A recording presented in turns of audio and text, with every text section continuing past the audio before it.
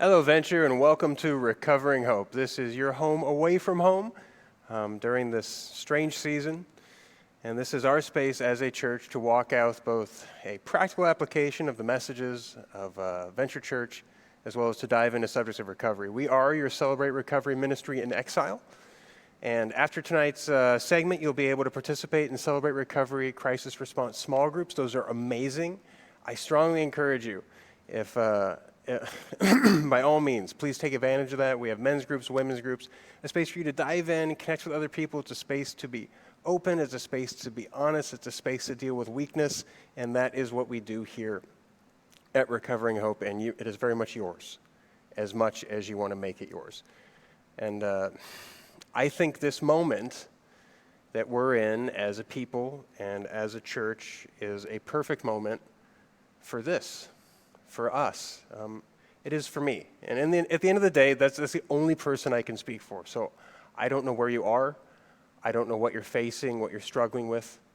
I'm a human being that's faced and struggled with a lot of hard things. And I didn't always do that well with them. And I faced a lot of hard moments. And I look at a moment like this, and frankly, it seems a little easier today than it did a month ago. Round about late March, talk about emotional ups and downs. It felt like the world was ending. I didn't know what was going to go happen. The stock market had gone down like 30 or 40% in a period of weeks. Everyone was losing their jobs. Schools were closing. The information on this virus was really unclear, and it was existential. It was so existential. And in the fallout from that, in the months since, I think everybody's dealt with it on one level or another.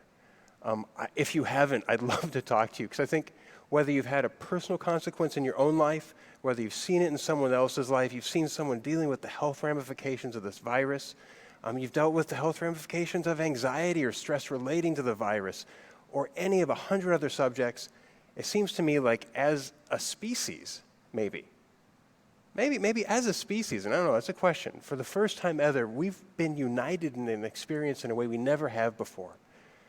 And it's one that we, as a church, and we very specifically as a body of believers that walks out these principles of recovery, like this is our jam.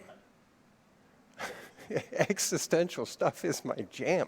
I know it, because left to my own devices, absent the healing and saving power of Christ, I brought myself to the edge of destruction again and again and again. I'm well versed in it. I bet you are too, to one level or another. And before I go any further, let me introduce myself. My name is Daniel. I'm a grateful believer. I struggle with addiction and anxiety. And so we have this moment, this existential moment that's become this existential season, which frankly, everyone I talk to is really tired, and I get it. And my encouragement to you and everyone around you is grace first, as much as we can, and that's one I've had to learn again and again. But the reason why I think this moment is so valuable to us, and that our experience specifically as a body of believers, as a church, and as a recovery ministry is of such value is because of exactly what Pastor Dye talked about this weekend. Pastor Dye taught a message that lands on this subject of desperation. And it is an amazing message. I strongly encourage you, go back, watch her sermon from Sunday, and feel privileged, because that's a blessing that we get to have a teacher like that in our church. But that subject of desperation, which we'll teach on next week, that subject, that's where it all happens. And it's one of the beauties of recovery, is that we find this space, this humbling space, and it can be so humiliating to come in the door to Celebrate Recovery. I get that. And maybe it doesn't feel that way for you, but it felt that way for me. And it's felt that way to a lot of other people I talk to, and that's what can make it so hard to get there, which is why if you're here, you've been given an incredible gift because you made it in the front door. And a lot of people can't do that. I can next time, or I can figure this out, or I don't need that. I don't see why I need the thing you have. It doesn't make sense to me. Until one moment happens that takes you a little bit too far. Or maybe like me, you went a lot too far. And you find yourself smack in the middle of a season of desperation. And what an amazing gift that is. the gift of desperation to realize, hey, maybe I don't got it. Hey, maybe my idea of God is not fully formed. Or, hey, maybe I don't have all the answers yet because it doesn't add up and I can't make it work. Maybe, all of a sudden, open-minded. And that's an amazing thing. And that's exactly what the space of Celebrate Recovery and Recovery enables. It's not a one-fix-all or one-size solution in the sense of a program or toolkit that does anything. What we do in recovery, if you aren't already intimately familiar, is we try to enable human beings to connect with Jesus. And that's it.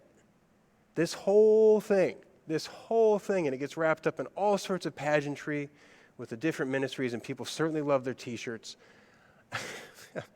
It is 100% based on the reality of God wanting to act in your life and our need as believers to learn how to get out of the way and enable him to do that. And that's it. And the whole thing's just a toolkit to allow that. And it actions on this space of desperation because it's what keeps us willing. It keeps us from saying good enough or hey, that looks better now. Everybody else has agreed I'm doing okay. I'm just going to go do my own thing now. And so this space you're in is precious. You have been given a gift to be here. Whether you're a tourist, whether you're a teacher, whether you're a regular attender, frankly, I don't care. Because we're all created masterworks of God. And we're all right here, right now, hearing this message.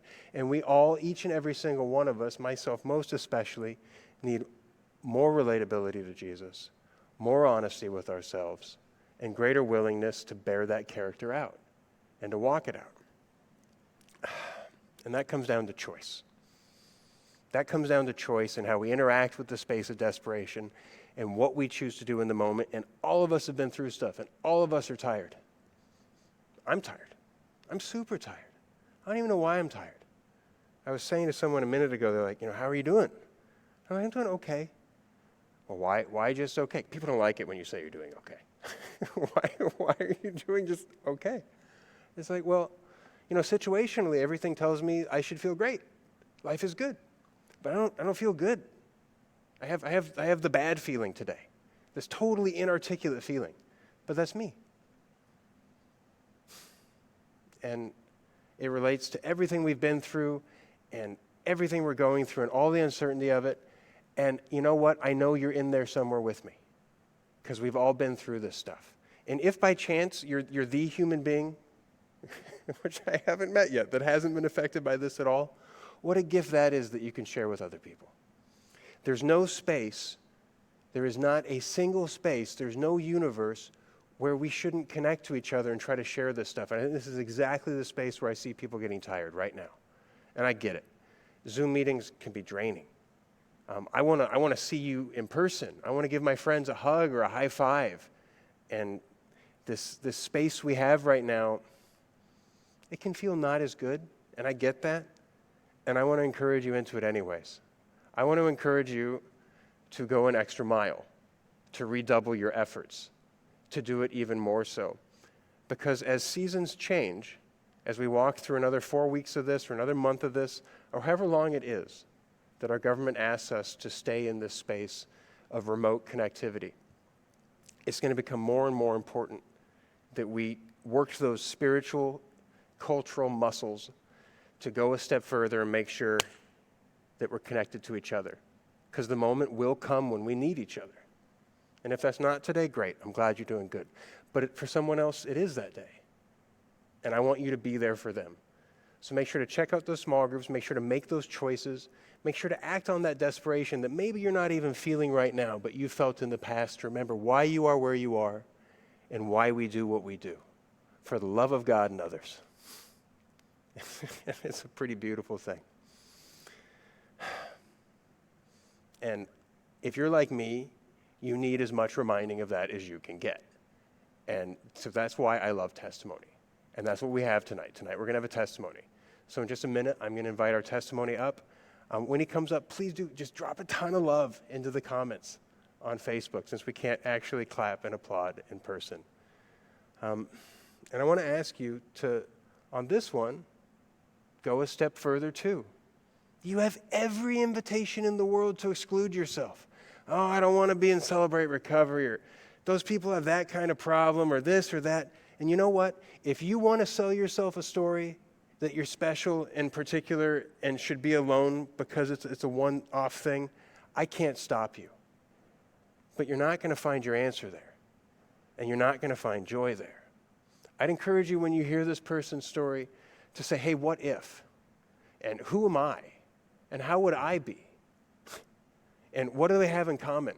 Because I think what you're going to find is that this individual, whether they're the same gender as you, whether they deal with the same kind of problems as you, whether they've had the same story as you or not, it doesn't matter. They are in a one-on-one walk with their Savior. And you're going to see that they, in some shape, way, or form, found a space of desperation that will remind you of your own, if you're open to it. And you can walk out the differences and the similarities from there. It is the beauty of testimony. It is the beauty of this toolkit. It is like the revelatory fact of the truthfulness and the authenticity of what we do in recovery in this space of testimony. Because everybody's story is different. And it doesn't make a lick of sense that all these people with all these different issues and problems would find the exact same solution time and time again, absent the real healing power and reconciliatory fact of the person of Jesus Christ by the power of the Holy Spirit. We see it again and again and again. And if you want that, you can have that. And so I don't know if you'll get your dog back. I don't know if you'll get your car back or your job back. Sometimes things are hard. But if what you want is healing in the space of your soul and reconciliation to God, there is a path. There is a path, and it's there for you. And it is my great privilege to welcome up here a friend who I've seen walk that path. Please do give him a warm round of applause in the comments. Thank you so much for being willing to come share your story tonight.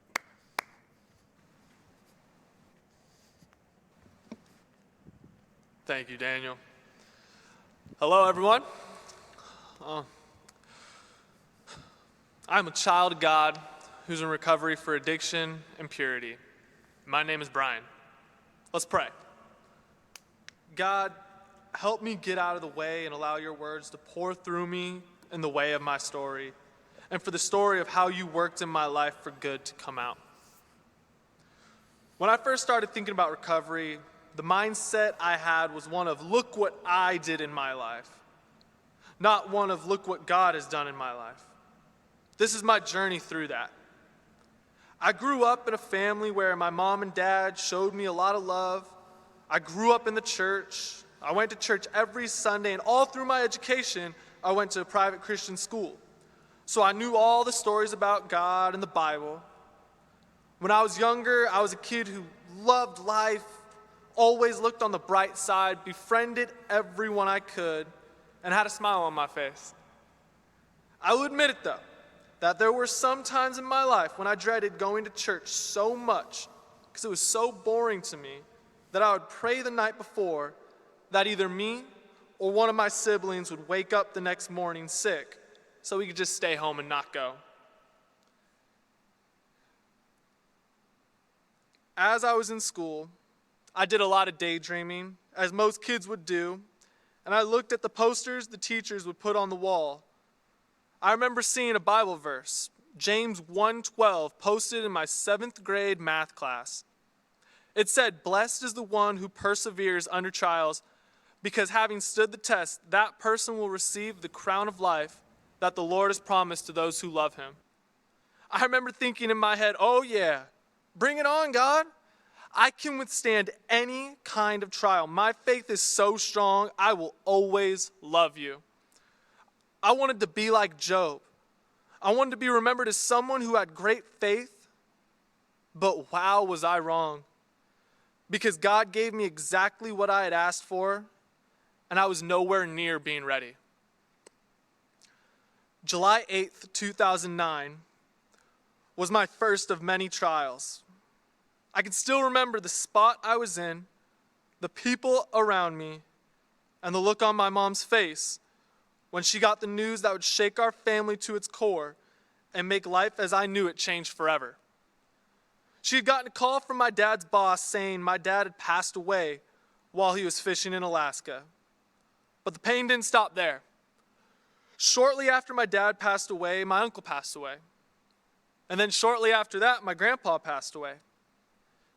Every time I felt like I was getting my feet back underneath me and feeling okay with someone leaving, I had the rug pulled out from under me again.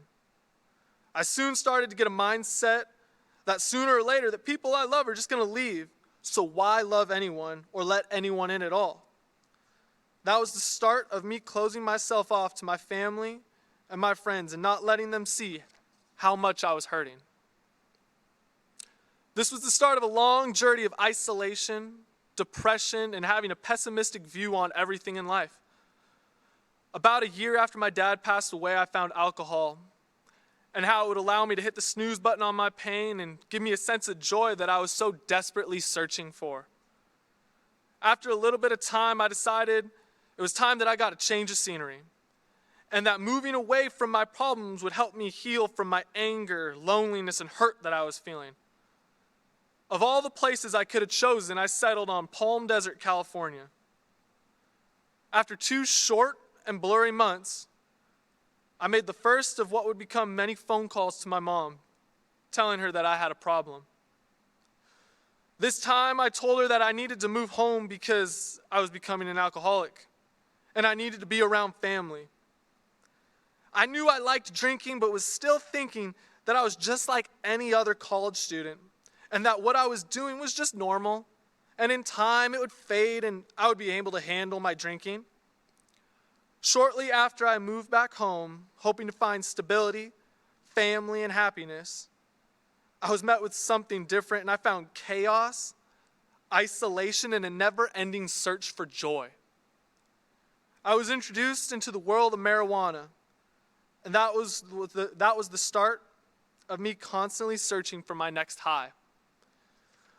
I soon was looking for anything I could get my hands on to allow me not to feel the emotions or have to deal with the problems that would come up.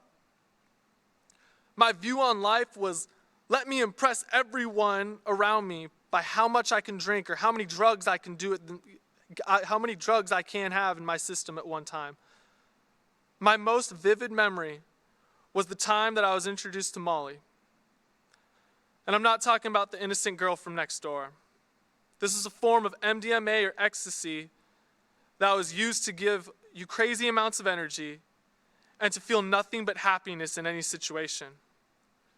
After a casual night of drinking, someone brought it out, and I would come to learn that I ended up doing so much of it at one time, I would black out for an hour and not know what was happening. But when I came to, I was able to make sense of life again. I thought it was the best thing that had ever happened because I wasn't able to think a sad thought even if I tried. My mind was so wrapped around wanting to see what my max line would be, and it was a never-ending battle to see how far I could push that line. After a few years of living back at home and experimenting with other drugs, I thought it was time for another change of scenery and to run away from all my problems that were around me. But to my surprise, they followed me and were enhanced. I decided to move to Phoenix, Arizona in 2013. About 4 months into me living in Arizona, I got the news that my mom was diagnosed with breast cancer. With no one around, I fell into a deep depression, and that was when my drug and alcohol addiction reached a new high. I remember weeks where I never saw the sunlight or talked to anyone because all I wanted to do was escape reality and crawl into a bottle. Through my time in Arizona, I almost got kicked out of school because I was more concerned with getting high than going to class, and more interested in staying alone in my apartment and getting drunk than making any friends at school. Time passed, and I looked up and realized I didn't know how to function during the day unless I was stoned, and I wasn't able to deal with the loneliness of the night unless I was drunk and stoned. One night when I was too broke to buy anything, my emotions overtook me, and I had a complete breakdown and started throwing things in my apartment and breaking everything because I couldn't handle being sober. I didn't know what to do in that moment, so I called my mom with tears running down my face, and I just word vomited everything out to her about my life and what was really going on behind closed doors. She asked me what would help me feel better, and I told her that I was sober and that I needed to get high to be able to handle what was going on. That was one of the most embarrassing moments for me. And it was the moment that I realized that I had an addiction and I had lost control of my life. I had little moments of what I thought was full surrender to God, but ultimately I would go right back to the garbage that I so desperately wanted to get rid of. This led me to having two different lives. When I was around my family and my church family, I could put on that mask of a good Christian, but around other people, I was always looking for my next high. I soon started counseling, but my problems were still there, and I was still unable to make any steps forward in my recovery. Thankfully, God allowed me to graduate, but when I moved home, surprisingly, all my problems still followed me back home, even with the support of my family.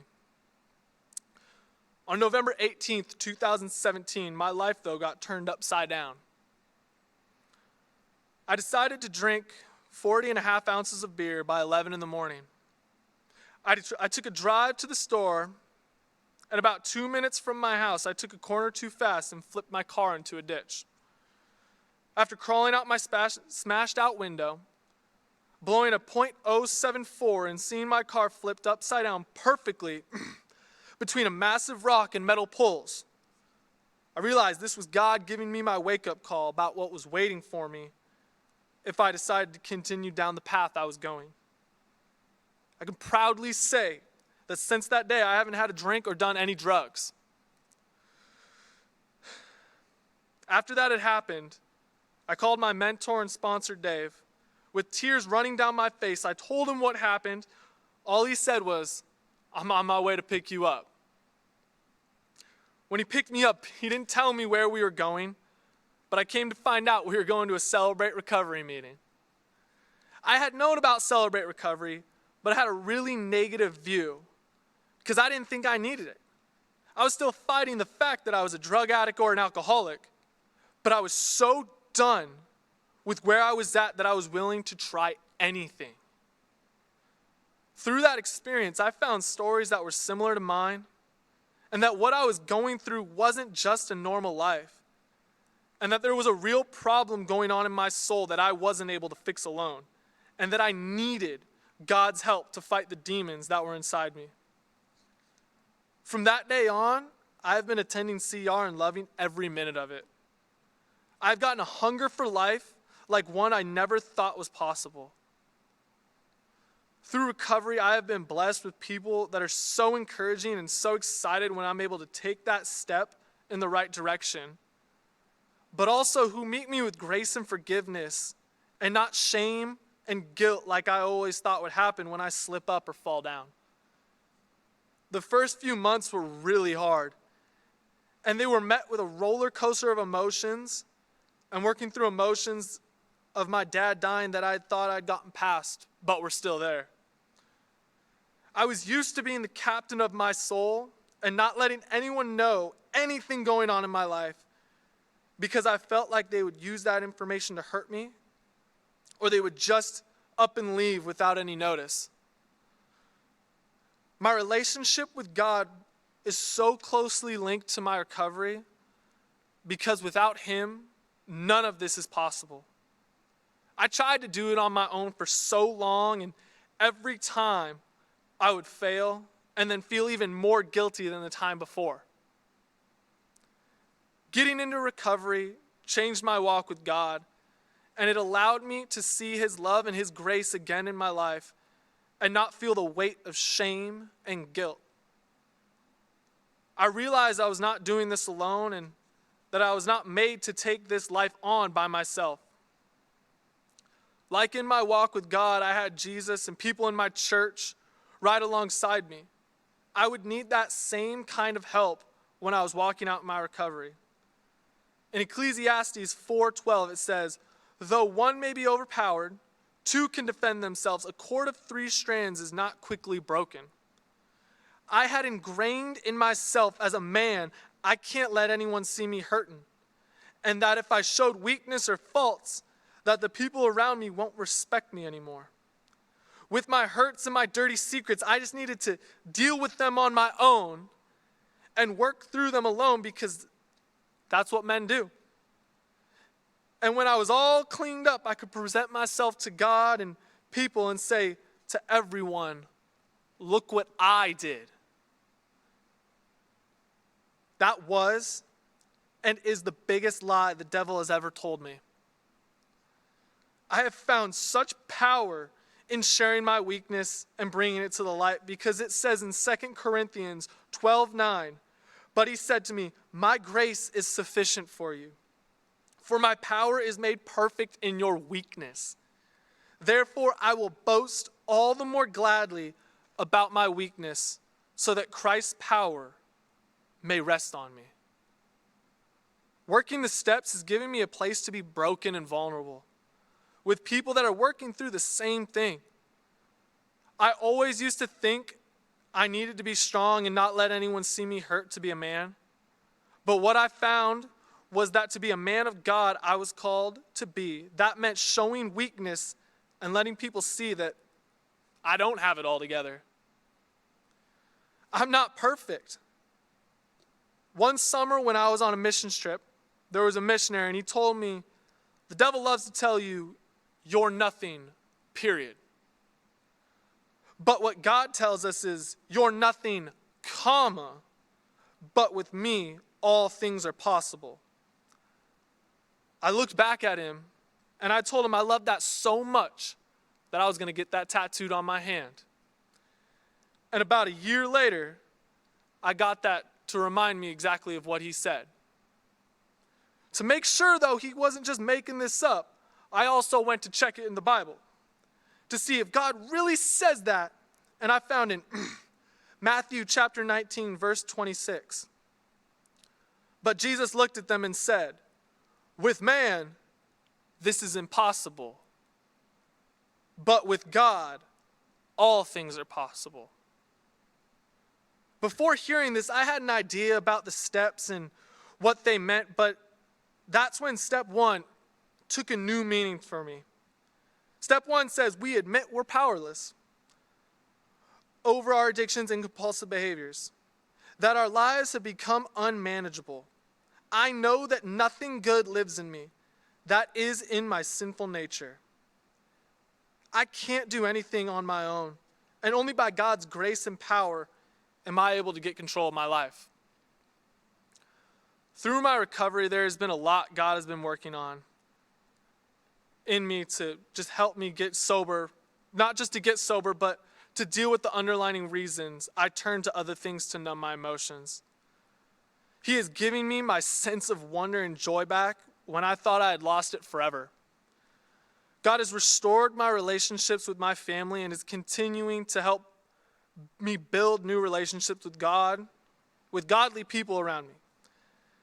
In the past, when something bad or hard would come up, I would look at it as an excuse to run and hide and help me justify the things I was doing. Now when something comes up, I'm able to feel those emotions that go along with it. And yes, sometimes those emotions are really hard and they make me want to run and hide. But now I know where I'm needing to run to feel comfort. I know that running to isolation, a bottle, or a mind-altering substance has no joy in it, and it's just met with more sadness. When experiencing the pain or confusion about a situation, I need to bring everything to God, no matter how little it is. Not only am I bringing it to God, but I'm also bringing it to light and talking about it with my sponsor and my accountability team. I am really good when I keep things up in my head at justifying that I deserve something. But the second I talk about it with another person, I'm able to see the lies in it and what I truly need to do. I heard someone in a meeting talk about his mentors and how he called them the wise men, and how he would bring everything to them separately to get their opinions on things to help him make sure that he was on the right track. That really stuck with me and was something I adopted and began to bring any and every issue or big decision to them, along with bringing it to God. I do this because I know that I can sometimes trick myself into making the wrong decisions because of my own selfish desires and wants. So bringing it before more people, I feel like, really allows God to speak to me about the situation through a variety of people. This was important to me because for the longest time, I was so focused on keeping everything to myself until it was all figured out. This helped me share my life with the people that were most important to me and helped me get godly advice from people I trusted and that I knew were walking a path that I wanted to be on. By working the program and the steps, I've been able to experience true and real joy again in my life that I thought that I was never going to be able to experience again. I had up in my mind that this was the hand I was dealt and I just had to make the most of it. With me getting my life back on track and seeking after God, He has blessed me with dreams and visions for my life that I never thought I would be able to do because I was holding on so tight to my addiction and couldn't see a life past them. Through fighting against my own selfish desires and fighting for God, I have been able to hold a place of leadership in ministry, mentor young men, meet the woman of my dreams, and have a God-centered and healthy marriage, and make plans to walk in the purpose and direction God has given me. Another huge thing that I've been able to get out of Celebrate Recovery is the community. I was so used to shutting people out because I didn't want them to see the garbage in my life, because all I was used to was people coming into my life and then leaving. The community, love, and support that I was met with was like nothing I have ever experienced before. I'm so thankful and grateful for my forever family. If I could say anything to the newcomer, I would tell them that getting through the door is the hardest part. No matter what age you are, walking through that door for the first time is going to be hard. For me, it took flipping my car and getting driven there without my knowledge. But once you find out your situation isn't special, and there are a lot of people going through the same thing as you're going through, makes recovery a whole lot easier. The devil wants you to think that it has to be you versus the world, and you are alone during this recovery. But God did not create us to do life alone. Everyone here is wanting you to succeed. I won't tell you that once you start recovery, your life will all of a sudden turn around and be amazing. It's going to hurt. It's going to be painful at times. It may seem like you're fighting a never-ending battle against yourself to feel good enough for God. The best part about that, though, is you don't need to have it all put together for God. Because the more jacked up you are, that's the more God gets to show His power through you. Recovery is not a one-man show, so grab someone to walk this journey with you. My name is Brian, and I am a redeemed child of God. Thank you for letting me share.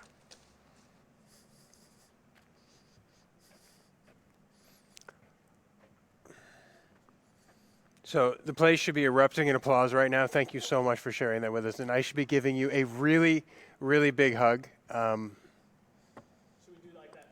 No, we're going to walk this out shoulder to shoulder, but 6 feet apart until we're told otherwise. I love your story. Thank you for sharing that. What a gift, that testimony.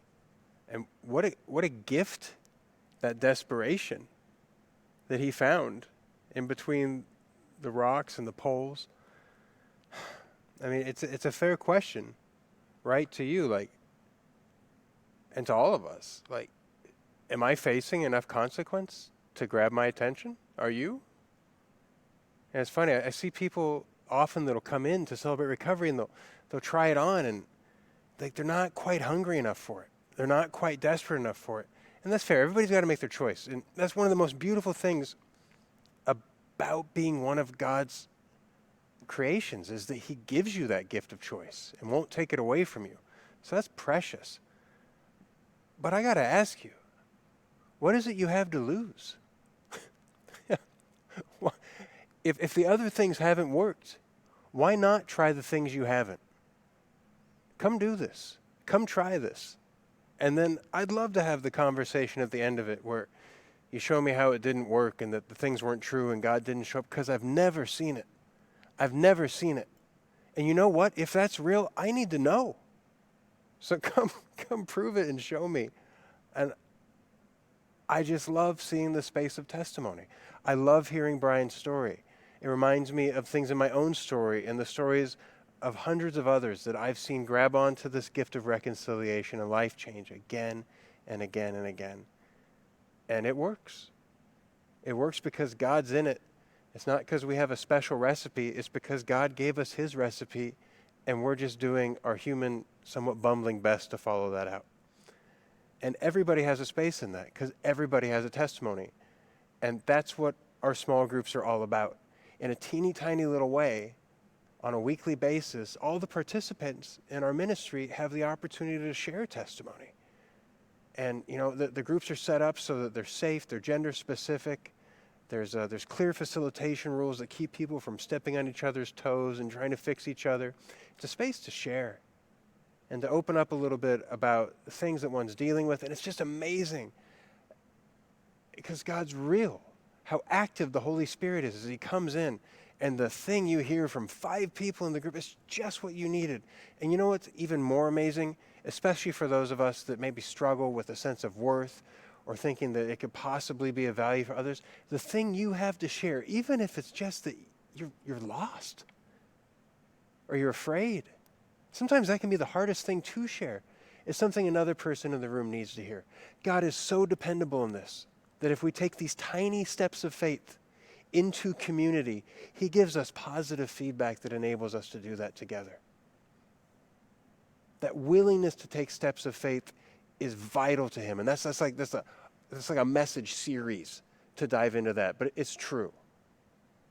Taking those tiny steps is vital, and he rewards it with encouragement.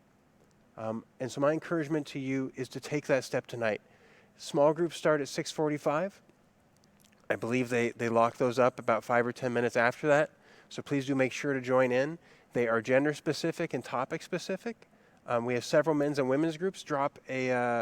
They should be listed in the comments here on Facebook. And if you haven't participated already and you want the access code, just message someone or say that in the stream and they'll get a hold of you and get that to you. When you do participate, you got to have headphones in and your camera on so that all the other participants can be assured that what they're sharing is private and not able to be disseminated to anybody else. This is a gift.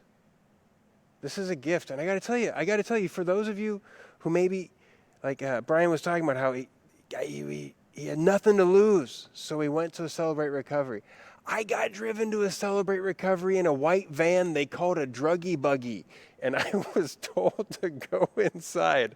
I'm exactly the guy with too much pride to walk in there of my own volition. Exactly. One of the neat things about this season we're in right now, you don't have to.